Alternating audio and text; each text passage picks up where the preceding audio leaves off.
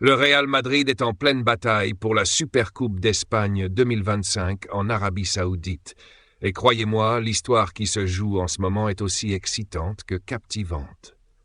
Pendant que les merengues s'apprêtent à défier probablement le FC Barcelone en finale, un ancien capitaine du club, Karim Benzema, a fait une apparition qui n'a pas manqué d'attirer l'attention. Et devinez quoi? Il a croisé Kylian Mbappé, un autre nom qui fait les gros titres. Leur rencontre a ravivé les spéculations sur une relation tendue, alors qu'on sait que les deux superstars françaises n'ont pas toujours été sur la même longueur d'onde. C'est de cette dynamique fascinante que nous allons parler aujourd'hui. Alors que l'équipe de Florentino Pérez rêve de décrocher un premier trophée majeur en 2025, Benzema, désormais à Al Ittihad, a décidé de rendre une petite visite de courtoisie à ses anciens coéquipiers à Riyad.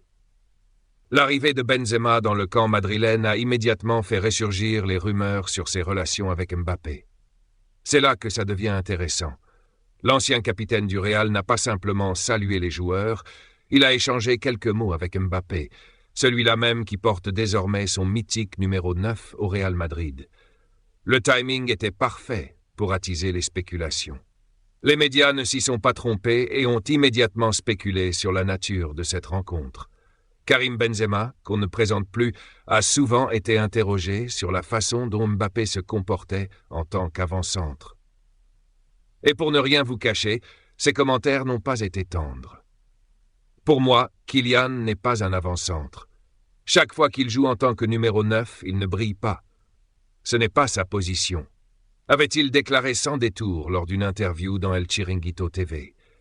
Une remarque qui a bien sûr mis le feu aux poudres et exacerbé la rumeur d'une tension entre les deux stars françaises. Et si ce n'était que le début? En effet, lors du vote pour le meilleur joueur de l'année, Benzema a encore alimenté les spéculations. Alors que Kylian Mbappé venait de sortir une saison impressionnante, l'attaquant du Real Madrid a choqué en ne lui attribuant aucun point. À la place, il a honoré d'autres joueurs comme Camavinga, William Saliba et Bradley Barcola. Ce choix a fait grincer des dents et beaucoup ont vu là un message fort de la part de Benzema. Pas de doute, les tensions entre les deux joueurs étaient bien là, ou du moins c'est ce qu'on pensait. Mais attendez, avant de tirer des conclusions hâtives, il faut savoir que la situation n'est peut-être pas aussi tendue qu'on pourrait le croire. Le jeudi, Benzema a fait un geste surprenant. Il s'est rendu à l'hôtel du Real Madrid en Arabie Saoudite, et pas seulement pour donner des conseils ou des encouragements. Non, il a pris un moment pour saluer chaleureusement Kylian Mbappé. Les deux joueurs ont échangé des sourires et des mots amicaux, dissipant en partie les rumeurs d'un conflit entre eux. Et tenez-vous bien, Benzema a même glissé à Mbappé. « Au final, tu es là, c'était ton rêve ». Ce petit message a un peu bousculé toutes les spéculations. Alors ces tensions, exagérées par les médias? Il semble que oui. Avant de continuer et de vous révéler d'autres aspects de cette histoire, pensez à liker cette vidéo et à vous abonner à la chaîne pour ne rien manquer de l'actualité brûlante du football. Revenons à nos deux héros. L'épisode de la visite de Benzema a été un moment clé. Il semble que les deux joueurs aient simplement des points de vue différents sur certaines choses, mais cela ne signifie pas qu'ils se détestent. Au contraire, Benzema a exprimé de belles choses sur l'impact de Mbappé au Real Madrid. Lors d'une interview accordée à Real Madrid TV, l'ex-capitaine a déclaré « Jouer avec des talents comme Bellingham, Vinicius Junior et Mbappé, c'est un rêve pour n'importe quel joueur. Ces joueurs vont continuer à marquer de nombreux buts et Mbappé apportera énormément de joie aux supporters du Real Madrid. » Des propos qui, sans aucun doute, apaisent les tensions. Maintenant, parlons d'un autre dossier brûlant du côté du Real Madrid. Vous avez probablement entendu parler d'Alphonso Davies, le latéral du Bayern Munich, qui fait rêver de nombreux clubs européens, dont le Real Madrid. Longtemps considéré comme un objectif prioritaire pour renforcer leur défense, le joueur canadien semble désormais plus proche que jamais de prolonger son contrat avec le Bayern.